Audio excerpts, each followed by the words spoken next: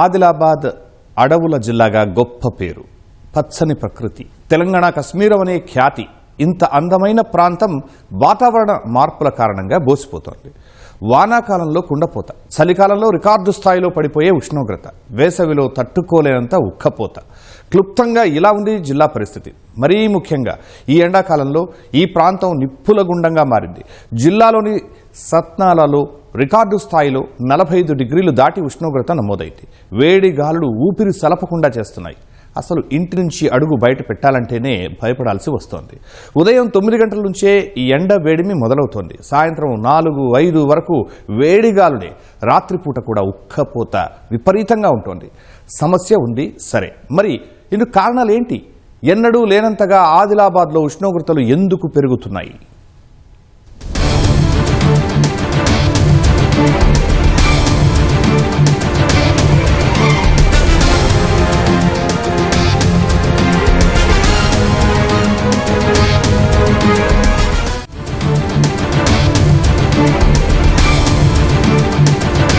April 24వ తేదీ 40 డిగ్రీలు, April 25వ తేదీ 44 డిగ్రీలు, ఏప్రిల్ 26వ తేదీ రికార్డు స్థాయిలో 45.3 డిగ్రీలు. ఆదిలాబాద్లో 3 రోజుల ఉష్ణోగ్రతల వివరాలివి. ఈ లెక్కలు చూస్తే ఒకటి స్పష్టంగా అర్థమవుతుంది. రోజురోజుకి ఎండ వేడిమి ఊహించని స్థాయిలో పెరుగుతోంది. కొన్ని సందర్భాల్లో దేశంలోనే అత్యధిక ఉష్ణోగ్రతలు నమోదైన ప్రాంతాల్లో ఆదిలాబాద్ కూడా ఉంటోంది. సాధారణం కన్నా 3 డిగ్రీల పైనే ఉంటున్నాయి ఉష్ణోగ్రతలు. ప్రస్తుతానికి ఆదిలాబాద్కు రెడ్ అలర్ట్ జారీ అయింది. ఐఎండీ టెక్నికల్ పరిభాషలో చెప్పాలంటే టేక్ యాక్షన్ జారీ చేసింది. అంటే తక్షణమే ఉపశమన చర్యలు చేపట్టాలని అర్థం.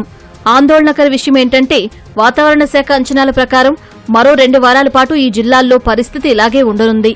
ఉష్ణోగ్రతలు 41 నుంచి 44 డిగ్రీల మధ్యలో నమోదవుతాయి. అంటే మరికొద్ది రోజుల పాటు జిల్లావాసులకు ఎండల తీవ్రత నుంచి ఉపశమనం కలగకపోవచ్చు. అయితే మధ్యలో ఓ 2 రోజుల పాటు మోస్తరు వర్షాలు కురుస్తాయన్న అంచనాలున్నా వేడిగాలుల నుంచి పెద్దగా ఊరట లభించకపోవచ్చు.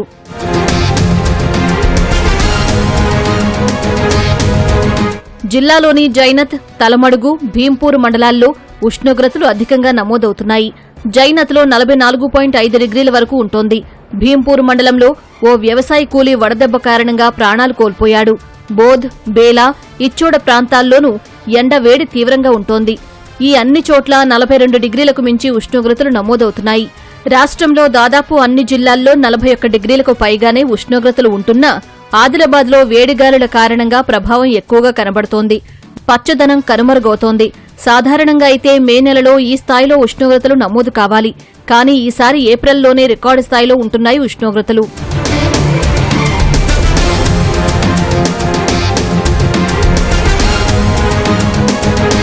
మామూలుగానే ఉమ్మడి ఆదిలాబాద్ జిల్లా వాతావరణం భిన్నంగా ఉంటుంది. వర్షాకాలంలో అత్యధికంగా 1100 మిల్లీమీటర్ల వర్షపాతం నమోదవుతుంది. గత ఏడాది వానాకాలంలో మాత్రం 1595 మిల్లీమీటర్లుగా నమోదైంది. అంటే సాధారణం కన్నా ఎక్కువగానే పడ్డాయి వర్షాలు. ఇక చలికాలం విషయానికి వద్దాం. సగటు అత్యల్ప ఉష్ణోగ్రతలు 2.6 నుంచి 6 డిగ్రీల సెల్సియస్ మధ్య నమోదై గజగజా వణికిస్తోంది. ఈ 2 కాలాల్లో ఓ రకమైన బాధైతే వేసవిలో మరో రకం కష్టం. సగటున 44 డిగ్రీల నుంచి 45 డిగ్రీల మధ్య నమోదవుతాయి ఉష్ణోగ్రతలు. ఇలా వాతావరణ పరిస్థితులు ఎప్పటికప్పుడు కఠినంగా మారుతూ ఉండడం జిల్లా వాసులను ఇబ్బందులకు గురిచేస్తోంది. ఈ మార్పుల కారణంగా పండ్లు, కూరగాయల పంటలపై ప్రతికూల ప్రభావం పడుతోంది. గతంలో ఉమ్మడి జిల్లా అంటే దట్టమైన అడవులతో విస్తరించి ఉండేది. ఇప్పుడేమో పచ్చదనం కనిపించడమే భాగ్యమైపోయింది. ఎండ తాపానికి తాళలేక జనాలు అల్లాడిపోతున్నారు. ఒకప్పుడు చూస్తే ఎటు చూసినా చెట్లది పచ్చటి వాతావరణం ఉండేది. ఈ రోజుల్లో పచ్చటి వాతావరణం అన్నది కరువైపోయింది. ఇప్పుడు అడిలా మొత్తం రోడ్డు పక్కన మిగతా అక్కడ చెట్లు ఎక్కడ లేవు. చూపుకే కనబడుతున్నాయి తప్ప చెట్లు ఎక్కడ పెట్టలేదు. వాతావరణం అంతా వేడెక్కిపోతున్నది. ఎండ పెరుగుతున్నది తప్ప తగ్గడం లేదు. ఇక్కడ చెట్లను పెంచాలని చెప్పి మేము డిమాండ్ ఇస్తున్నాం. 43 के बाद पूरा रोड पे पानी डालना है. अब 44, 45, 48, 50 तक हो गया. क्यों तो है क्या कोई गवर्नमेंट? 43 के बाद आपको रोड पे पूरा पानी डालने का है. कभी डाले क्या पानी? नहीं डाले. रोड पे किधर भी जाकर रहो, क्या भी करो, कोई किसी कॉन्सेप्ट नहीं है. ఉమ్మడి ఆదిలాబాద్ జిల్లా తెలంగాణ ముఖద్వారంగా ఉంది. ఉత్తరాది నుంచి వచ్చే వేడి గాలుల తీవ్రత ముందుగా తాకేది ఈ జిల్లాని. అటు మహారాష్ట్రలోని విదర్భ నుంచి వీచే వడగాల్పులు ఆదిలాబాద్ను తీవ్రంగా ఇబ్బంది పెడుతున్నాయి. ఇది ఏటా జరిగేదే అయినా ఈ ఏడాది సమస్య ఇంకాస్త ఎక్కువగా ఉంది. గాలిలో తేమ ఉదయం 70 నుంచి 80% వరకు, మధ్యాహ్నం 40 నుంచి 50% వరకు ఉంటే సాధారణం. కానీ ఆదిలాబాద్లో మాత్రం నిర్ణీత తేమ కన్నా 5 నుంచి 10% మేర తక్కువగా ఉంటుంది. ఫలితంగా వేడి గాలుల తీవ్రత పెరుగుతోంది. భీంపూర్, తాంసీ, జైనత్, బేలా, ఆదిలాబాద్, సాత్నాల, మంచిర్యాల జిల్లా చెన్నూరు, బెల్లంపల్లి, మందమర్రి, కాశీపేట, కొమరంభీం జిల్లా కాగజ్నగర్, ఆసిఫాబాద్, వాంకిడి, కౌటాల, బెజ్జూరు, నిర్మల్ జిల్లా సోన్, బైంసా, కుభీర్, ఖానాపూర్, కడెం, సారంగపూర్ మండలాలతో పాటు ఏజెన్సీ ప్రాంతమైన ఉట్నూర్లో ఏ ప్రాంతానికి వెళ్లినా వేడి తీవ్రత ఉక్కిరిబిక్కిరి చేస్తోంది. భారతదేశంలో కానివ్వండి, మన చుట్టూ పరిసర ప్రాంతాలలో సమతుల్యత దెబ్బతింటుంది. మరి ఆ వాతావరణం నుంచి వచ్చేటువంటి అతినీల లోహిత కిరణాలు నేరుగా పడుతున్నాయి. మరి ఇదంతా ఎందువల్ల అవుతుందంటే, ఇప్పుడున్న పరిస్థితులలో తీసుకున్నట్టయితే ప్రభుత్వం చేపట్టే పనులలో గ్రీనరీని పెంచే అవకాశాలు బాగుండాలి. మన గ్రీనరీని పెంచే శాతం ఉంచుకుంటే ఈ వాతావరణ సమతుల్యతని మనం ఈక్వల్గా తీసుకునే పరిస్థితులు ఉంటాయి. ఎండ దెబ్బ తీవ్రత కూడా, ఆ మరణాల రేటు కూడా పెరిగే ఛాన్సెస్ బాగుంది. కానీ ప్రభుత్వం ఎందుకైనా మంచి ముందుగా చేపట్టే ప్రతి పనిలో కానివ్వండి, బడ్జెట్ ప్రత్యేకంగా గ్రీనరీని పెంచితేనే మనం ముందస్తు చర్యలు తీసుకోగలుగుతామని చెప్తున్నాను. మరి ఆదిలాబాద్లో ఇంత ఎండలెందుకు అని ప్రశ్నించుకుంటే ముందుగా వినిపించే సమాధానం అటవీ విస్తీర్ణంలో తగ్గుదల. ఉమ్మడి ఆదిలాబాద్ జిల్లా ఒకప్పుడు 44% అడవులతో విస్తరించి ఉండేది. దట్టమైన అటవీ సంపదతో అడవుల జిల్లాగా ప్రసిద్ధి పొందింది. కానీ ఇప్పుడు క్రమంగా అడవులు తగ్గుతున్నాయి.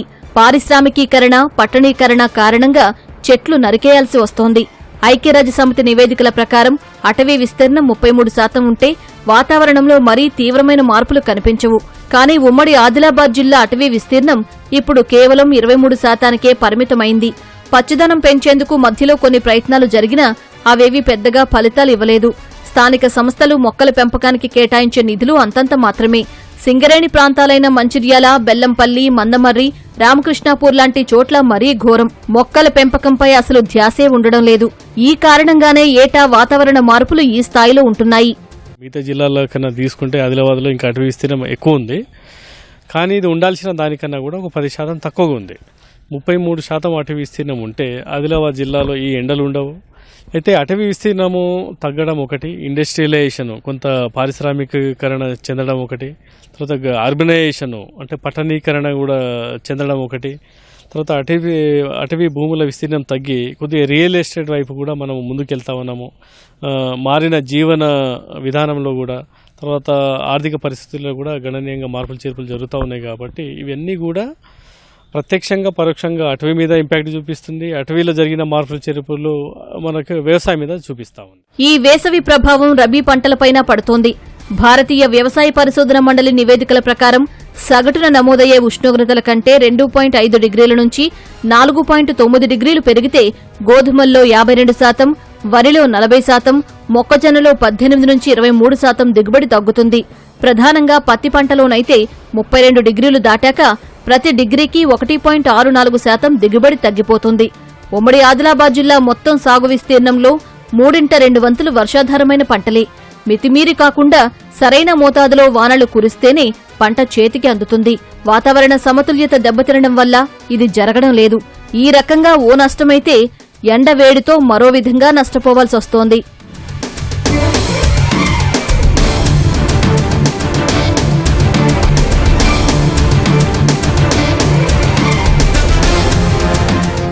మొత్తంగా ఇలా ఉంది ఆదిలాబాద్ పరిస్థితి. మరికొద్ది రోజుల పాటు వేడి గాలులు తప్పేలా లేవు.